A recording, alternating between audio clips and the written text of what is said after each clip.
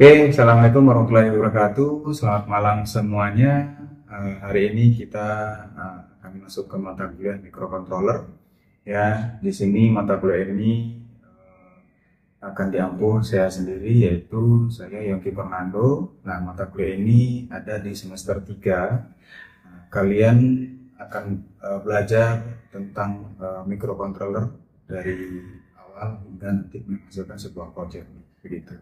Nah, untuk sebelumnya saya sudah menjelaskan tentang RPS, tentang penilaian, dan yang lain-lainnya. Nah, sekarang kita masuk ke materi, yaitu tentang pengantar mikrocontroller. Yang kita bahas ini yaitu tentang definisinya, komponen utama, serta arsitektur dan aplikasi mikrocontroller tersebut.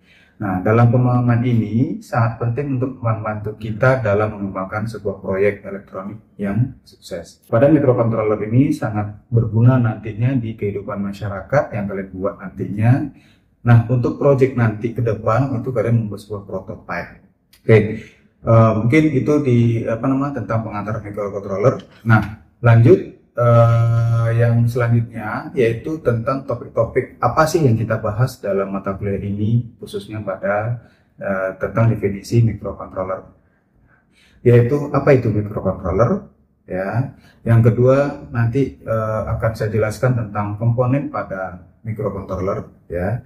Yang ketiga yaitu arsitekturnya, yang keempat yaitu komponen utama dalam vektor Arduino, ya. Lanjut ke proyek dan aplikasi Arduino. Nah, nanti setelah proyek kita akan ada namanya pengenalan singkat tentang dasar assembler, ya. Lanjut nanti mengarah ke register status pada mikrocontroller. Nah, setiap topik tersebut itu akan memberikan gambaran yang jelas tentang bagaimana sih memulai sebuah proyek yang untuk dikembangkan dalam proyek ini, begitu. Nah, terutama pada penggunaan komponen Arduino Uno, gitu. Ya, selanjutnya saya akan menjelaskan tahapan-tahapannya dulu. Tadi kita sudah membahas tentang apa itu mikrocontroller. Saya akan jelaskan sedikit apa itu mikrocontroller, yaitu sebuah sistem komputer kecil yang saling integrasi dalam satu chip, ya. Nah, mikrocontroller ini mengandung sebuah prosesor, memori, dan peripheral input ataupun output. Nah, mikrocontroller ini juga digunakan dalam berbagai aplikasi untuk mengoptimasikan sebuah tugas-tugas tertentu. Contoh, misalnya kalian membuat sebuah project untuk pengantar makanan, nah bisa menggunakan robot pengantar makanan melalui sistem mikrocontroller ini dengan menggunakan Arduino Uno.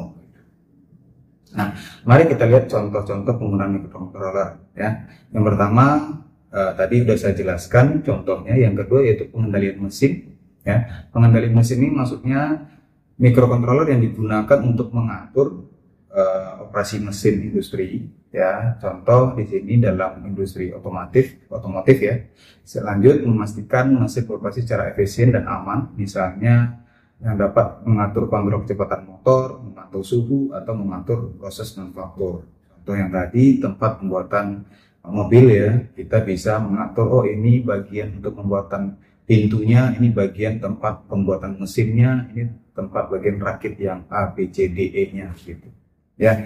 Nah, lanjut ke bagian sistem keamanan pintar, gitu. Nah, untuk keamanan pintar ini itu dapat mengontrol sensor gerak, kamera, dan alarm untuk menjaga keamanan rumah ataupun gedung, begitu.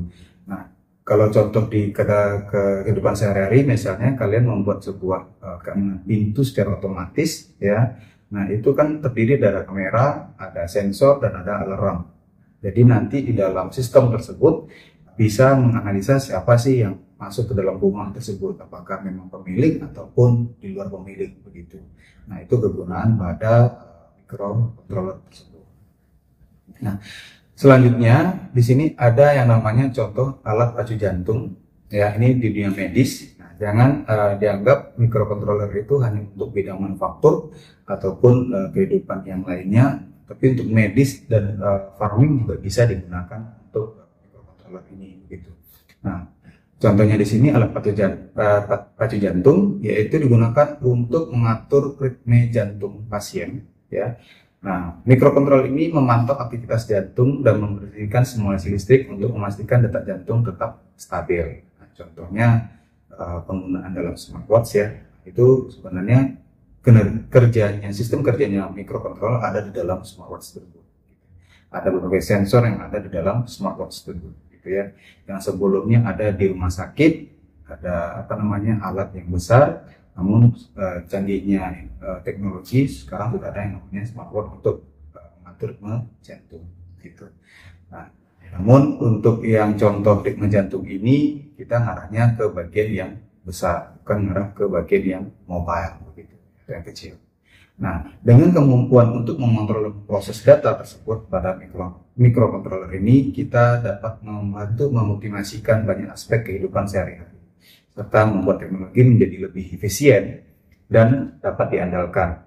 Ya, kita sebenarnya membuat proyek ini untuk membantu yang susah menjadi yang sangat mudah.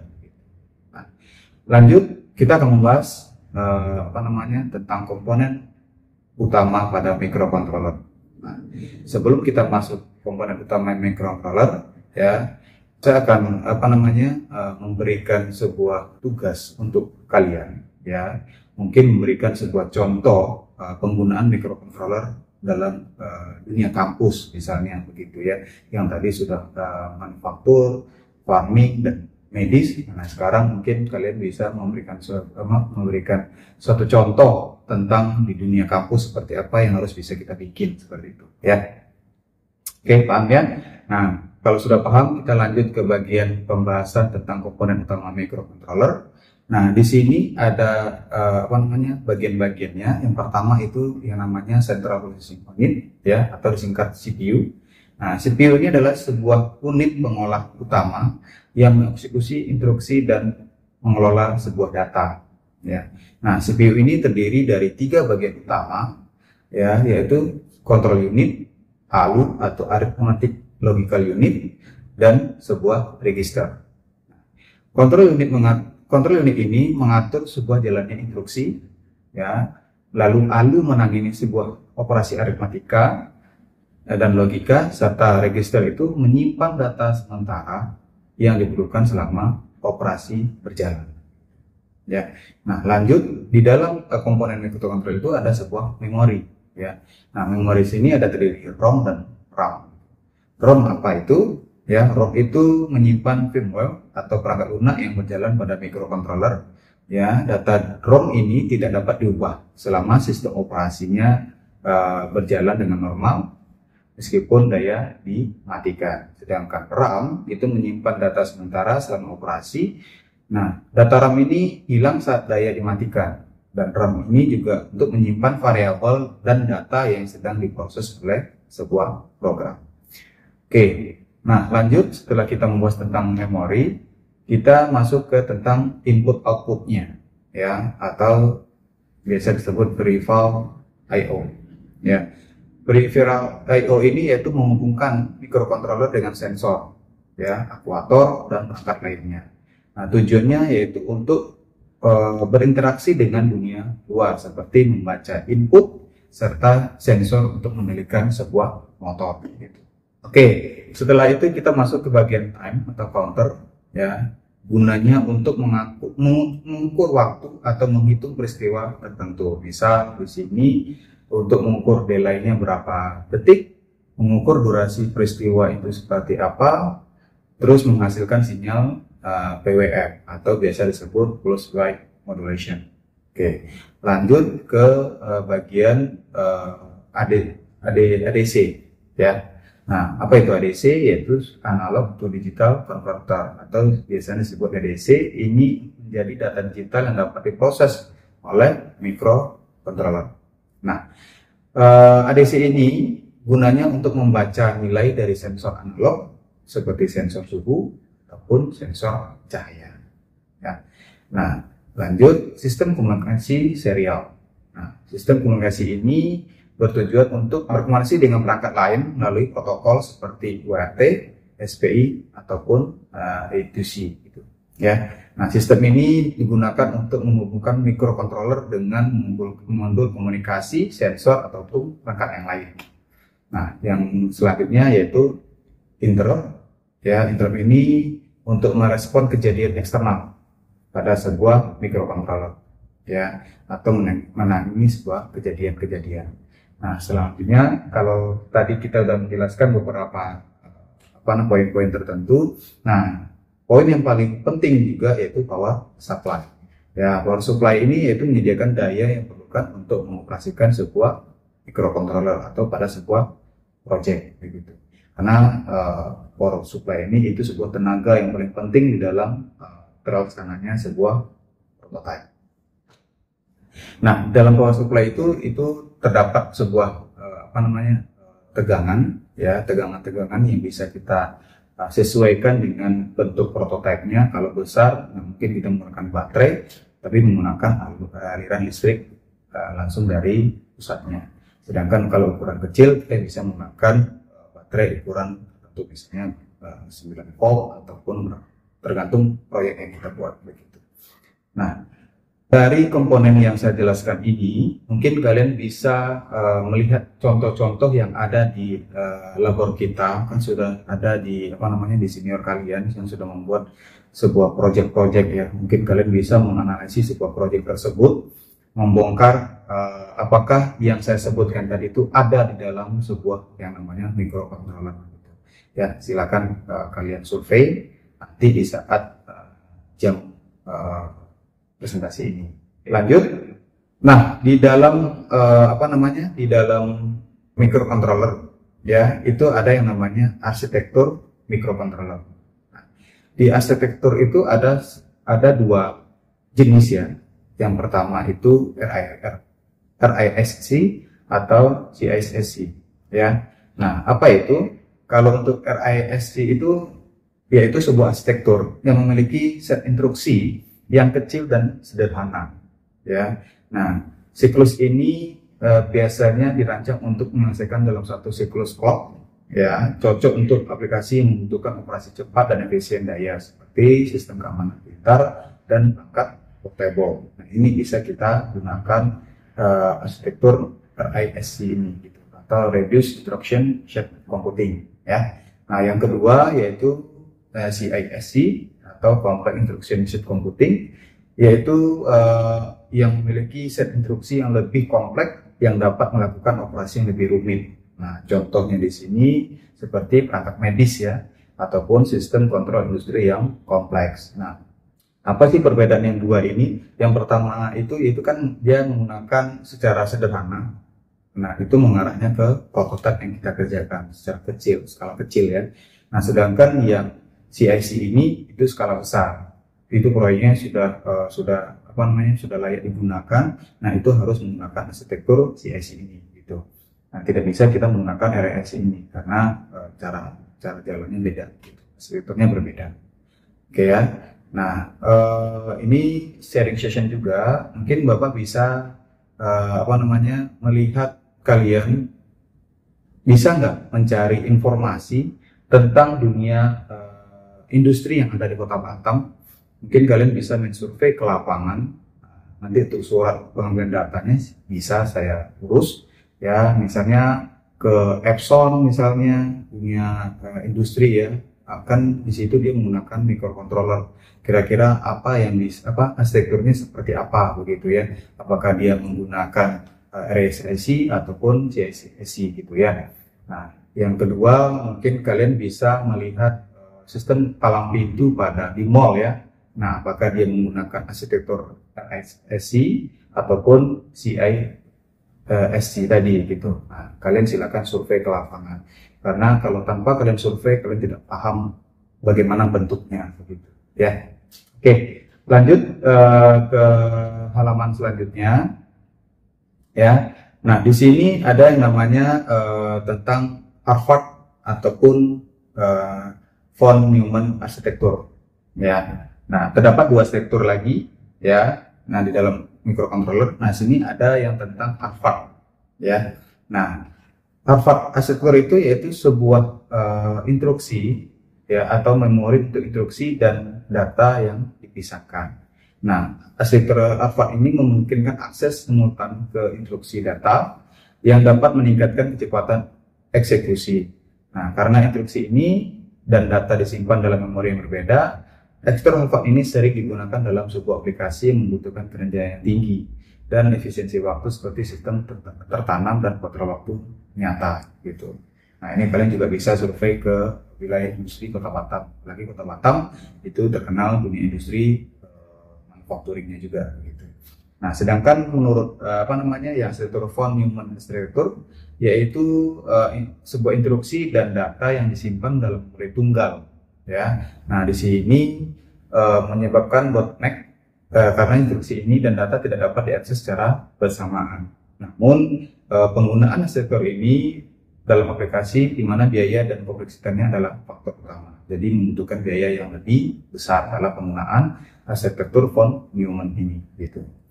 Nah, dalam beberapa arsitektur tadi, ya, kita dapat melihat tidak semudah itu kita membuat sebuah microcontroller ataupun sebuah project, karena kita harus memperhatikan model-modelnya, arsitekturnya, bagaimana sih pembuatan sebuah microcontroller itu baik dan bisa dijalankan dengan baik begitu.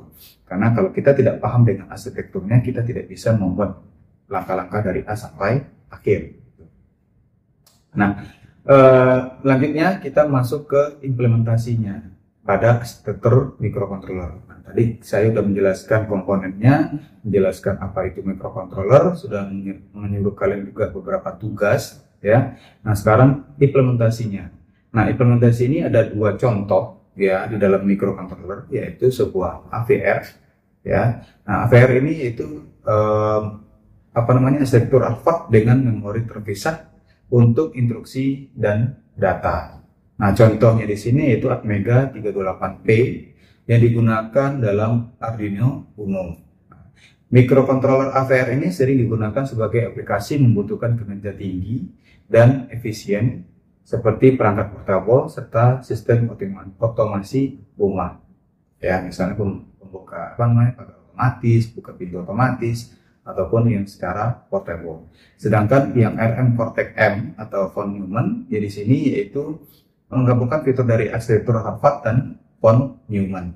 Nah, contohnya di sini yaitu ATSUM 3X8E yang digunakan dalam Arduino 2. Nah, microcontroller ARM ini atau ARM Cortex M ini sering digunakan dalam aplikasi yang membutuhkan pemrosesan data yang lebih intensif, ya, seperti sistem kontrol industri dan perangkat medis. Nah, rata-rata menggunakan ARM konteks M gitu. Oke, lanjut. Nah, di dalam arsitektur microcontroller pada Arduino ini kita bisa lihat ada dua board, ya. Ada dua board pada Arduino, ya. Yang pertama Arduino Uno, ya, yang bertipe Atmega 328P, ya, yaitu berbasis struktur alpha, ya. Di sini terdapat 14 pin digital I/O dan 6 pin analog input serta memiliki memori flash sebesar 32 KB. Nah, di sini dia ukurannya kecil karena proyeknya skala kecil, tidak bisa besar. Nah, Arduino Uno ini idealnya untuk pemula, ya, proyek sederhana karena mudah digunakan dan didukung oleh komunitas yang luas. Sedangkan yang Arduino ini yaitu ATSUM 3X8E itu modifikasi von Neumann, ya. Board Arduino memiliki 58 pin digital I/O dan 12 pin analog input serta memorinya yaitu sebesar 512 KB, ya, kilobyte. Nah, yang Arduino 2 ini cocok untuk proyek yang memerlukan kinerja yang lebih tinggi serta yang lebih intensif pada aplikasi robotika dan kontrol industri. Nah, di dalam belajar microcontroller ini terdapat komponen utama dan fitur Arduino. Ya, tadi sudah belajar tentang arsitekturnya, dan juga jenis Arduino-nya, ada tipenya, ya, ada Atmega dan ada namanya ATSUM juga, ya, tapi masing-masingnya mempunyai memori yang berbeda. Nah, untuk komponen utama pada fitur Arduino yaitu board Arduino, ada Uno, Mega, Nano, dan Do, ya. Nah, di sini kegunaannya itu berbeda-beda tergantung proyek yang kita kerjakan. Kalau Uno itu untuk yang pemula, sedangkan yang Mega itu banyak pin Lego untuk proyek yang lebih kompleks. Sedangkan Nano itu versi kecil dari Uno, namun ini bisa di ruangan yang terbatas. Sedangkan Du ini semuanya memerlukan pemrosesan yang lebih intensif. Oke. Nah, sedangkan Arduino ini yaitu menyediakan editor code yang mudah digunakan dengan pustaka bawaan yang memudahkan pengembangan sebuah proyek. Nah, ini mendukung pemrograman dalam bahasa C atau C++. Oke ya. Nah, selanjutnya kita akan masuk ke bagian komponen elektroniknya. Nah, di sini ada sensor, yaitu mengukur sebuah parameter fisik ya. Ada cahaya, ada suhu, ada kelembapan, serta tekanan. Ya, itu tentang sensor.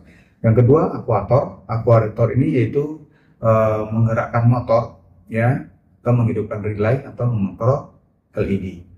Ya, nah, sedangkan yang terakhir yaitu modul komunikasi, yaitu menghubungkan Arduino dengan perangkat lainnya, misal seperti Wi-Fi, Bluetooth ataupun Zigbee. Ya, nah tergantung kebutuhan proyek yang kalian buat. Nah, di dalam komponen tadi kita bisa membuat sebuah proyek ataupun aplikasi Arduino. Ya, nah misal proyek ini kita buat di rumah. Ya, untuk otomasi di rumah, ataupun berbasis IoT, ataupun berbasis sistem keamanan, ataupun yang terakhir robotika. Nah, robotika ini yaitu sebuah proyek yang termasuk robot line follower. Ya, robot itu yaitu yang bisa membantu dan berjalan sesuai dengan kebutuhan manusia. Dia jalan bergerak, itu yang namanya robotika. Ya, nah. Di dalam di dalam proyek ini kita harus jelas dulu manfaatnya, tujuannya untuk apa yang kita buat ya, karena aplikasi Arduino ini harus ada yang bisa kita terapkan. Misal tidak bisa sembarang-sembarangan juga. Ya, intinya dalam microcontroller ini kan kita menggunakan Arduino Uno gitu. Nah, kalau yang lain itu beda begitu. Ya, karena tidak semua ini kalau kita buat ke microcontroller ya itu sesuai dengan apa yang kita butuhkan. Nah, tadi kita sudah membahas tentang apa itu microcontroller, lanjut masuk ke tentang assembler. Apa itu assembler? Nah, assembler ini yaitu sebuah bahasa pemrograman tingkat rendah yang digunakan untuk menulis program pada microcontroller. Mari kita lihat strukturnya atau struktur dasar code-nya pada assembler. Yang pertama ada setup ya. Nah, setup ini berguna pada untuk mengatur pin sebagai input atau output ya, dan menginisiasi variabel dalam mengatur timernya. Ya, itu dalam setupnya. Nah, lanjut ke loop-nya yaitu bagian yang dijalankan berulang-ulang selama microcontroller itu aktif. Misal kalau dia belok kiri, kalau ada perintah belok kiri, dia akan belok kiri. Nah, kalau misalnya nanti di depannya ada belok kiri lagi, dia akan berulang lagi ke belok kiri. Nah, kalau perintahnya ada pengulangan lagi, dia akan mengulang lagi apa yang sesuai kita buatkan di code. Nah, lanjut kita masuk ke instruksi dasar dalam assembler ya. Di sini terdapat move atau singkatan move untuk memindahkan data antar register. Yang kedua ada add, yang ketiga ada subtract atau disingkat sub, yang keempat ada jump, yang kelima ada namanya call. Nah, di sini untuk mengambil subtype-nya gitu. Nah, lanjut di dalam assembler ini kita harus tahu namanya register ya, register status. Nah, register status ini yaitu ada 3, yaitu zero flag ya, ada carry flag sama overflow flag gitu ya. Nah, untuk penjelasannya mungkin kalian bisa mencari informasi lebih lengkapnya agar tidak semua informasi yang saya bisa sarikan, karena kita harus juga mencari secara mandiri di luar. Itu tugas untuk kalian ya. Apa zero flag itu, kegunaannya apa pada microcontroller, carry flag itu seperti apa, overflow flag itu seperti apa ya. Sekarang ini sudah banyak media informasi yang bisa kalian gali untuk mencari informasi yang saya suruh ini, ya. Nah, untuk menambah wawasan, wawasan jangan sampai di sini saja, tapi kita harus explore ke luar, gitu. Ya. Nah, selanjutnya untuk project ke depan, untuk pertemuan ke depan, ya, kita akan membuat sebuah proyek kecil, ya, yang untuk bisa membantu di area kampus ini. Kira-kira apa begitu yang bisa membantu? Misal kita bisa membuat sebuah alat untuk mengontrol kapasitas parkir secara otomatis, ataupun apa namanya, membuat robot pengatur lalu lintas misalnya yang ada di kampus, ya, ataupun hal yang lainnya begitu, ya, kita bisa terapkan di kampus. Dari sini dulu baru kita bisa kembangkan keluar. Namun jangan terpaku untuk apa namanya, dapat informasi pembelajaran ini dari saya sendiri atau dari materi yang saya share di learning. Mungkin kalian juga bisa explore melalui media apapun gitu, ya, karena untuk zaman sekarang itu sudah banyak yang terbaru kalian pelajari. Mungkin ini pertemuan yang bisa saya berikan atau materi yang bisa saya berikan, semoga bisa bermanfaat, dan jangan lupa apa namanya, dicoba dan dipelajari di rumah nantinya. Oke, sekian, terima kasih, selamat malam, wassalamualaikum warahmatullahi wabarakatuh.